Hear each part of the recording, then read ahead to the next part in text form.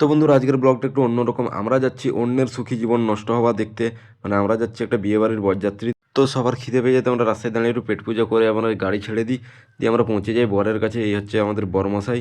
তো তার কিছুক্ষণ পরেই বর পৌঁছে যায় বউয়ের বাড়িতে। আর ভাবে দেখতেই পাচ্ছ, আর এদিকে আমি যে হিসাবে বোম ফাটিয়েছিলাম, গ্রামের লোক আমাকে আতঙ্কবাদী ঘোষণা করে দিয়েছে। তারপর একটা বিয়ে বাড়িতে যা যা নিয়ম হয় সেই সব শুরু হয়ে গেছিলো, কিন্তু মিষ্টিতে সন্দেহজনক জিনিস পাওয়ায় সিবিআই বিপুলদা তা নিজেই চেক করে। তারপরে এন্ট্রি নেয় বিয়ে বাড়ির মেন আকর্ষণ মানে দাদার শালিরা। তারা আবার মিষ্টির মধ্যে লেবু, লঙ্কা, ধনিয়া, পুদিনা সব মিশিয়ে নিয়ে এসেছিল। আর জয়দেবদা এতই জোশে ছিল যে কোনো কিছুই মারেনি, সব ঘাপাকে মেরে দিল।